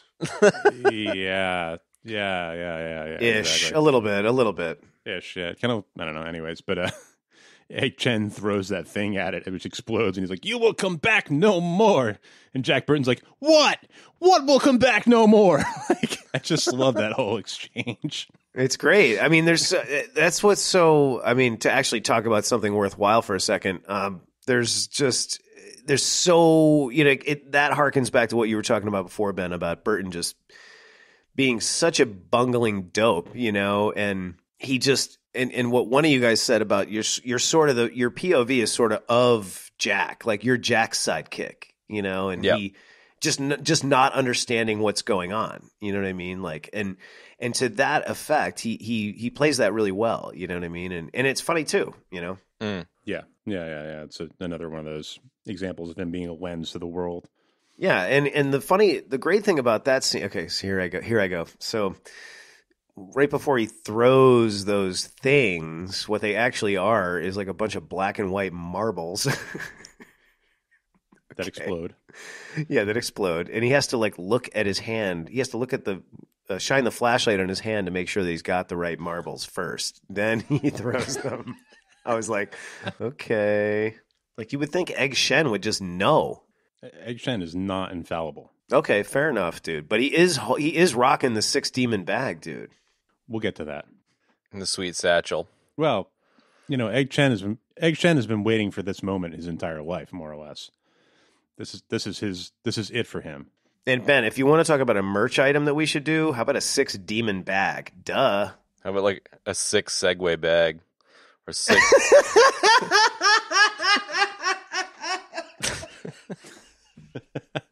I did like that. I like how they're all like standing around the fucking mini bar at Egg Shen's place, drinking fucking. No, it's in Lopan's place. Whatever it is, drinking dry ice ginseng shots. May the wings of freedom never lose a feather. That was great, dude. That whole exchange at the bar in Lopan's when they were drinking the potion was great. Really, great dialogue right there. What's that, a potion? Yep. What are we going to drink it? Yep. I thought so. Yep, exactly. There's a lot of great stuff in there. They never say what that's called. People think it's 6 demon bag, but Egg Shen is referring to the bag that he pulled those exploding marbles out of. So anybody that says that potion is the 6 demon bag is a moron. The potion has no name. It's the dream potion, really. If you had to name it, Yeah, I was thinking it was like liquid Molly or something, but oh, totally. Liquid Molly. Well, I was trying to be serious for a second, but that clearly failed. They do kind of end up pretty doped out, though. Yeah, they do. But like he says at one point, to become like a dream, like Lopan. So it's sort of like the dream potion. Gotcha. All right. I guess being serious about this movie at this point is just off the table. I just noted that they all seem to get like super happy and friendly and sweaty. So yes, they do. You're right. Like, yeah, they're in San Francisco. It's the 80s. Yeah, they probably could have got, Egg Shen probably got his hands on some pills. Yeah, and when exactly. And then you got the Wang's like, I feel really good. I've got a really positive attitude right now. I love that scene, man, when they're all going down in the elevator and everybody's just like smiling and like nodding at each other. And doing the Chang Sing hand sign. Feel kind of invincible. Which Ben has tried to bring back in his 30s. That was my favorite part of the show. It's back. It's officially back. Oh, my God. All right. What's next? They get in the elevator. They go to the neon. The mall. Yeah, the mall. The ancient Chinese mall. Ancient Chinese mall filled with ancient Chinese secrets. I love it, though, because it's such a ridiculous set that now that I know it was the original 4,000-year-old prototype for all malls of America, it makes it so much better of a set. I know. It really does. What is there to say? Wang fucking has an awesome duel with Rain. So awesome. Lots of like flying through the air. So much flying, it's ridiculous. Definitely. Like, this is where they get the ideas in Crouching Tiger, Hidden Dragon. Totally. Crouching Tiger definitely lifted from Big Trouble in Little China. Oh, yeah. Yeah, exactly. An Academy Award-winning film. Yeah, the whole exchange between Lopan and Egg Shen, where they're doing like the video game battle with their like Schwartz rings or whatever. Oh my god, I was just going to say that. I love that bit. He's got his like coke nail stuck out, and he's doing the little Nintendo controller bit. Exactly. His green light beam comes from his coke nails because he's on coke. That's why he does that. And then Egg Shen's comes from the gem. Yep. Which is probably just like a gem off a ring pop. It does look like a ring pop. Since we can't possibly be serious about this movie, especially me. Dude, the video game bit was so good. I was going to say, actually, on a serious note, because, I mean, there's a lot of really cool things about this movie. Like, I mean, it's, you watch it now and it's like, wow, it's old and it's, the effects are kind of cheesy, but they're actually really cool, man. They hold up great. Yeah, they do. And the lightning effects were great. And the Watcher, the little ball of blob of flesh with all the eyes, like that was very cool, man. And it really looked good, sort of floating around and doing what it was doing. And, I think it's important to note that the guy who did the effects on this movie was a veteran of Ghostbusters, and he worked for ILM and worked on a lot of, great special effects films in and around this period in the 80s. So, there's a lot of really cool things going on here. And I really thought that the light beam fight was really cool, man. And if you did it if I was to like reimagine like kind of a modern version of this that wasn't maybe as goofy, like you take out that kind of goofy element of Jack Burton, and I'm really just talking totally in a vacuum, Ben, so don't like freak out. You mean like everything that's good about the movie? Well, yeah, I guess so. Like the light beam fight is very cool. It's like this sort of idea of like these two powerful sorcerers, man, who are sort of like battling. It's kind of like in Hero with Jet Li when the two combatants, it's Donnie Yen, I'm pretty sure it's Donnie Yen and Jet Li, and they're about to have that fight in the rain. And they're fighting in black and white, and you realize that they're having the fight inside their mind. Like they're both extrapolating various different ways the fight could go. In my opinion, it's one of the best fight scenes ever. And that's what the sorcerer, the light beam fight kind of starts to take the form of is that sort of idea, of like they're sort of battling it out, their minds or their wills or their, what's your astral self. It's like your astral bodies are battling it out. You know what I mean? And so, if you were to put it into like a modern context, it's like that would be a very, very cool thing to do. And you could kind of expound on that part of it. Like if I was to remake that scene, I think now I would extend that part, and I would kind of keep cutting back to them fighting in that sort of astral plane. I think that's a really cool idea, man. I think they were just super limited, obviously, by the special effects at the time, but it was a cool concept, I guess is all I'm really saying. I liked it as the nod to video games that it was, Yeah. I mean, Lopan even was like, you never could beat me. Like yeah, you're right. Like there were two kids sitting there playing, I don't know, Mortal Kombat or whatever, and Tekken or something. Yeah, exactly. That's how I took it, and I like it just like that.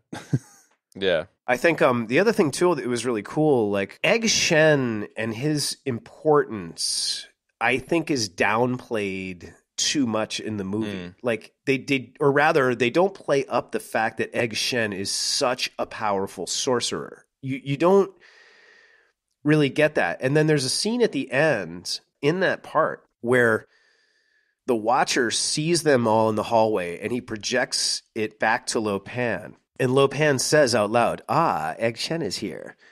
And you see the two Furies look at each other like they're scared shitless of Egg Shen. And those guys are like total badasses. So they don't really play up the fact that Egg Shen is this like incredibly powerful sorcerer. Like you get that Lopan is this like, super powerful, like sort of demon / sorcerer / cursed individual. But you don't get that Egg Shen is kind of on the same level as him. And I felt like they should have pumped that up more. You know what I mean? Yeah, definitely.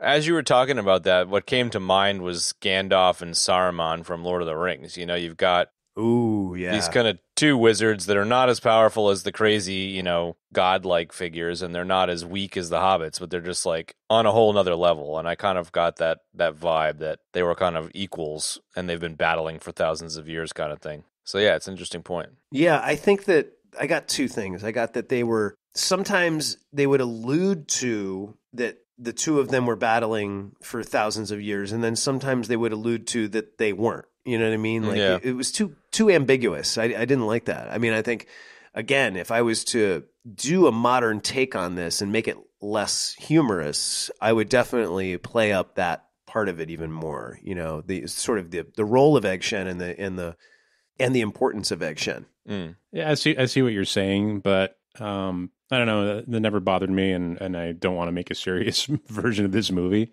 I like it how it is. They could have done with a little bit more of a backstory on Egg Shen, I think, but I think they also did a very good job of like showing how powerful he was. Mm. I don't have any like super high level thoughts on it. Like I just took it as read, and that's good enough for me. And it's interesting what you're saying, but it's not what's there. So yeah, similar to what we were talking about earlier with the like you're hanging on by the seat of your pants, thrown in action, and like it's really like jarring how quickly things move. You could see how the Egg Shen stuff might have hit the cutting room floor because it might have slowed things down, even though I think it would have been interesting to explore it a bit. Mm-hmm. Yeah, that's all I'm saying, yeah. Yeah. It could have used more, but I guess what I want to say is that like I love the character, and Victor Wong did an amazing job, and like it could have used some more fleshing out, I guess, but despite the fact that it didn't have that, I still gravitated towards that character. I always loved Egg Shen. I always thought he was great. I keep saying Egg Shen, but it's Egg Shen. Right. I think you're sort of you may be taking what I'm saying in the wrong way, Ben. But what I mean is that I think my sort of meta thought here is that yes, I agree with you. The movie's goofy. I love it the way that it is. No, I wouldn't change anything. What I'm saying is that there's a lot of concepts in this movie that were limited either by the script, the editing, or the special effects at the time. And if you like sort of just take it in a vacuum for a second, you could take a lot of those concepts, and if you expounded on them in, a modern take or whatever, you could really do some cool things, because I think there's some really interesting concepts there that don't get explored because of that. That's all I'm saying. It might not even need to be a remake of this movie, but even just some of the ideas would be interesting in a different movie. Well, now that's what I'm thinking, actually, yeah. Just make a whole nother movie, yeah.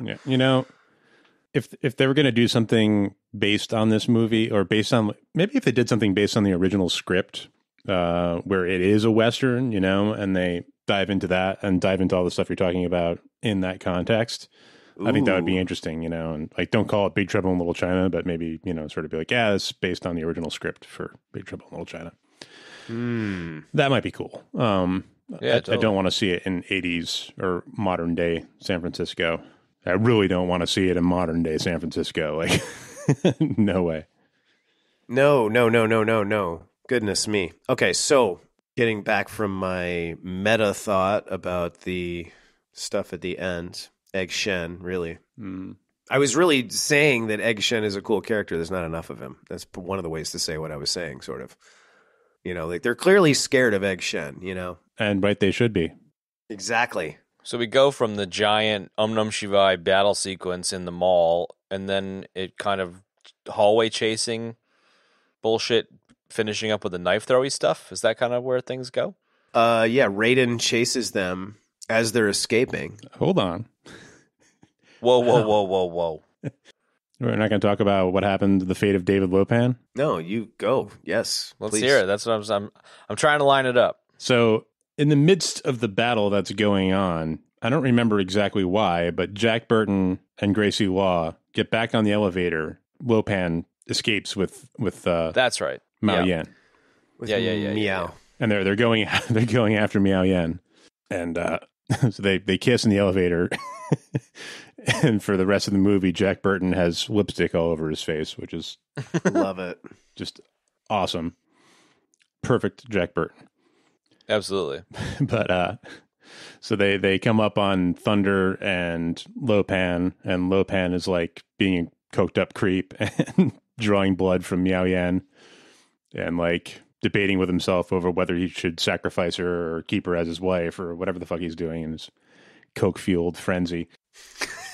I love how much coke has come into play in this film, dude. It's perfect, though. It's perfect. It really is, dude. And we just haven't talked about the Legos enough. Yeah, Jack Burton's rolling his face off. He's fucking sweating. His face is covered with lipstick.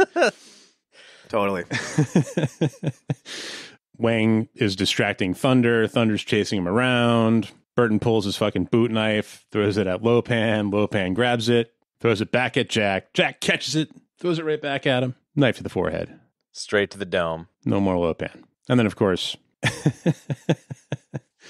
it's all in the reflexes.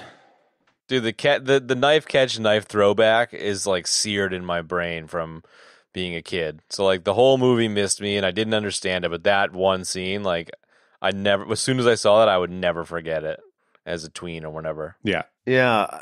That whole scene with Lopan's death, like it's not long enough because it's such an epic moment. This guy is like such a huge sorcerer, cursed individual, and then it's just like his death happens in like 2 seconds. And I don't know. It was too short. It was almost like they just didn't give it enough of its due. You know what I mean? But it happens in such a glorious way, though. I think it's perfect. Yeah.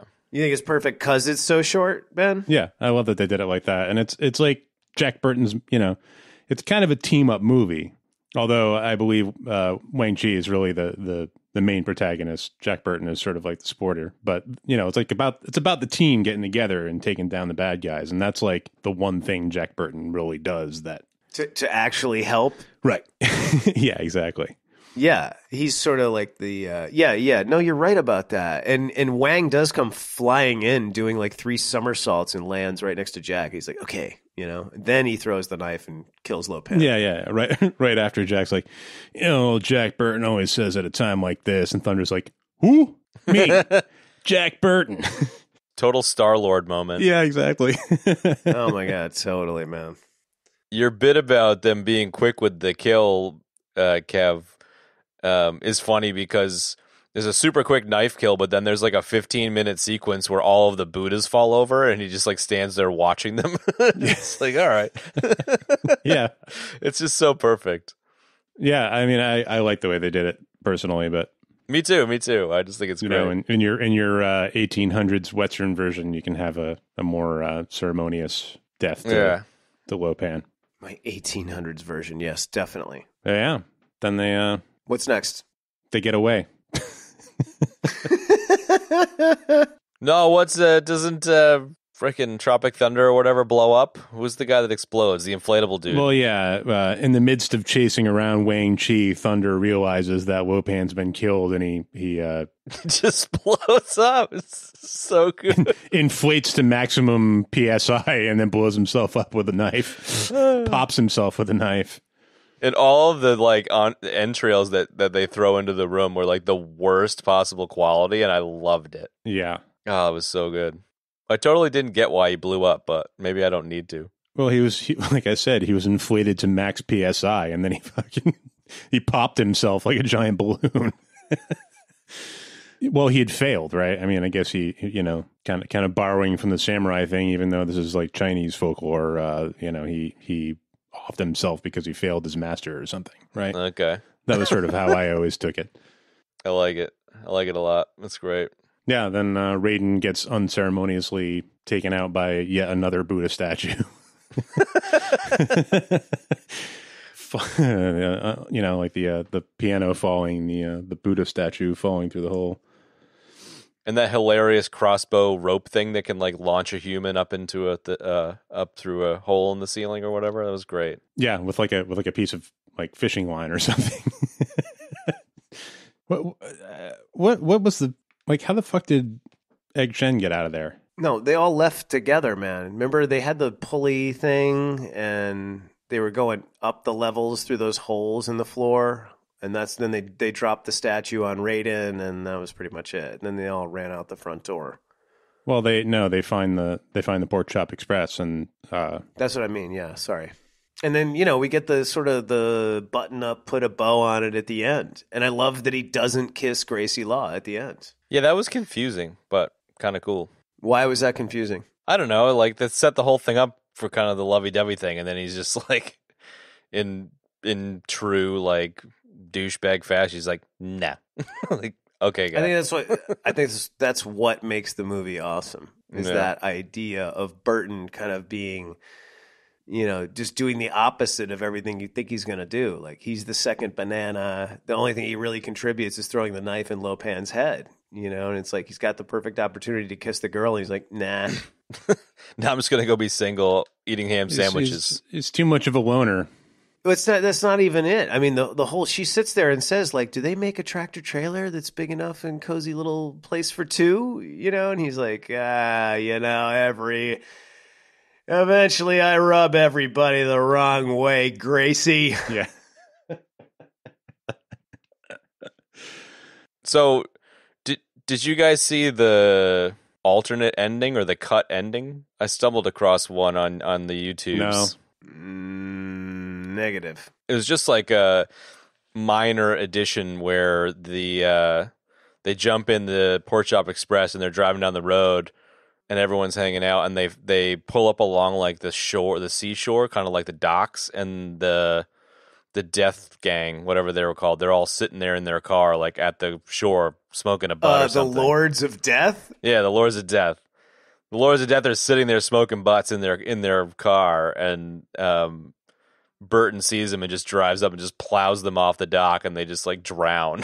He's like, I feel so much better. It's like, all right, I'll send you the link to it. It's like a 2-minute thing. That's a very Jack Burton thing to do right there. Oh, totally.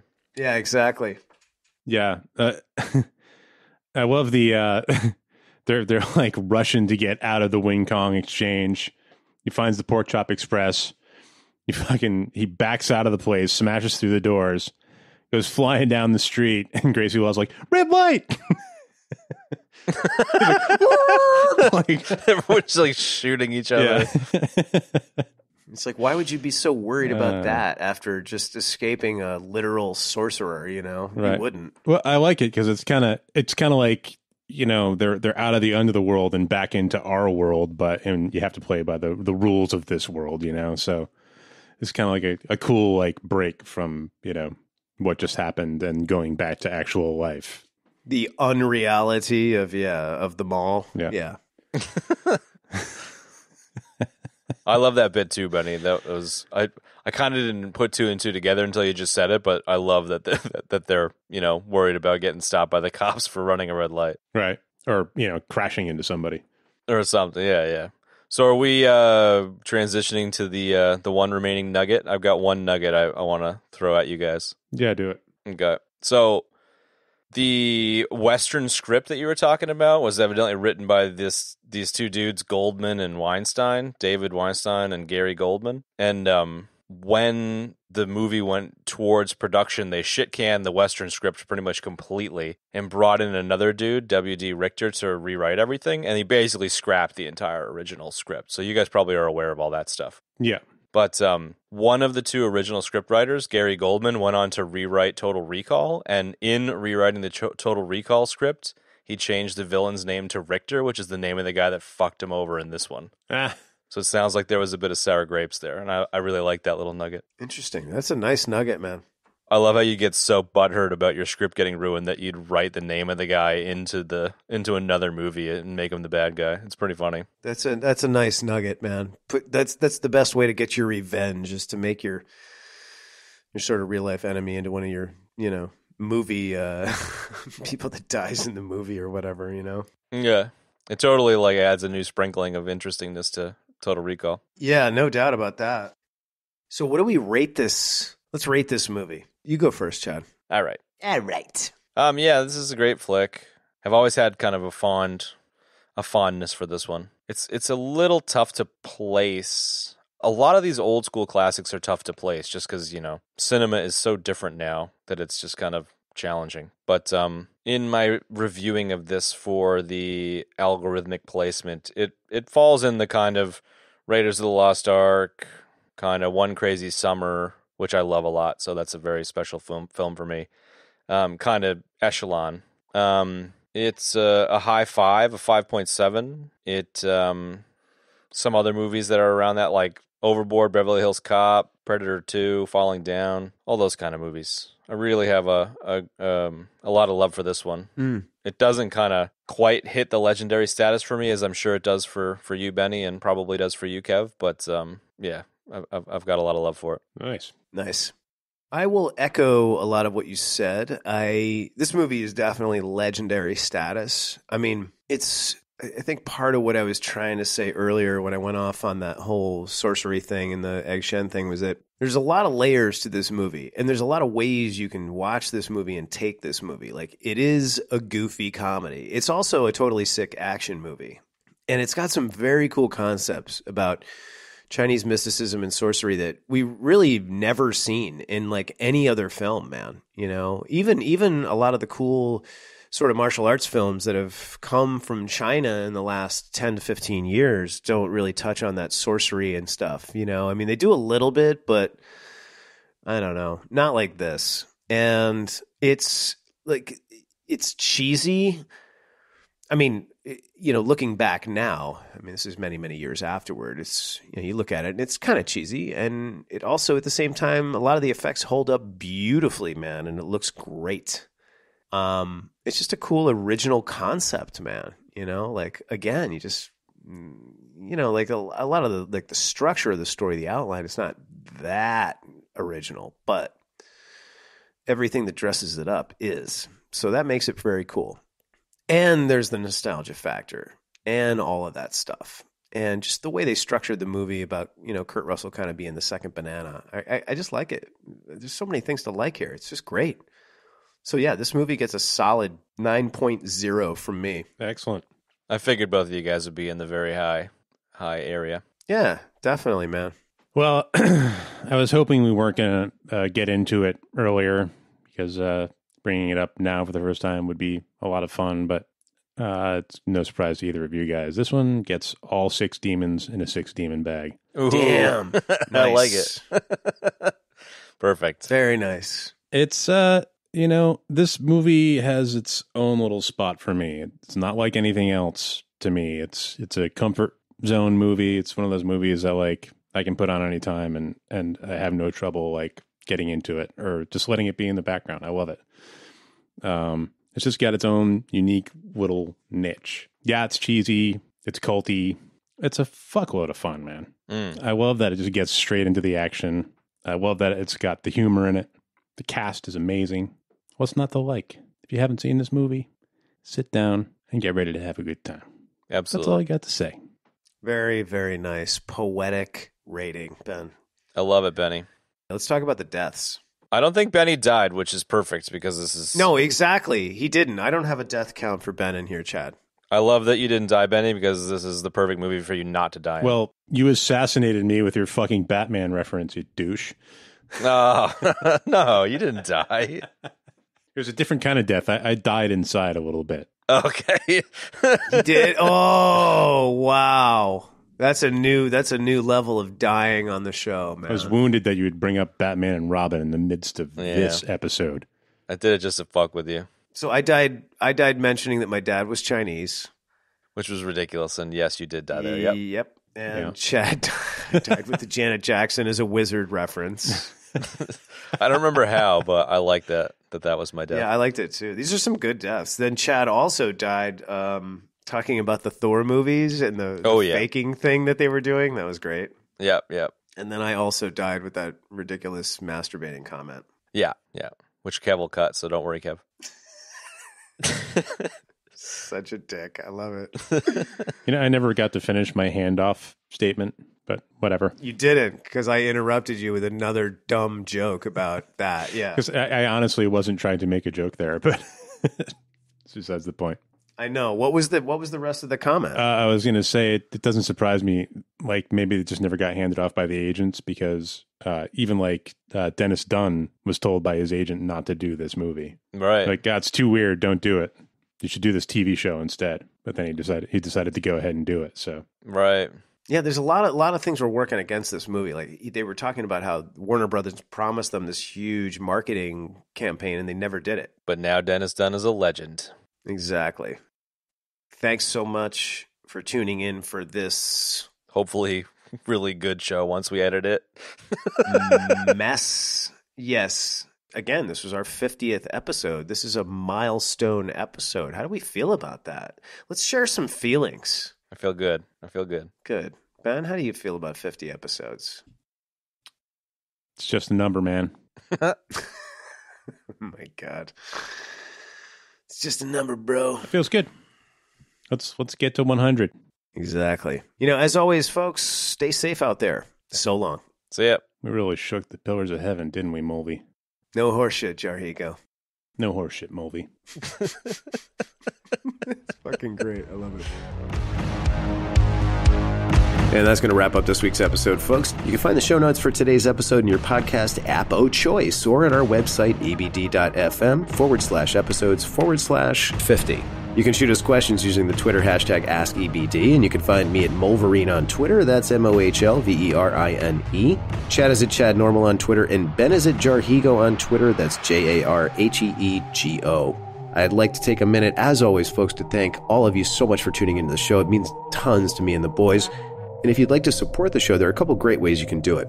First, by rating and reviewing us on iTunes or wherever you happen to get your podcasts. The other way you can do it is by telling somebody about the show. Word of mouth is incredibly effective and incredibly powerful. So please, pass the word on. Thanks so much for joining us, and we'll see you next time.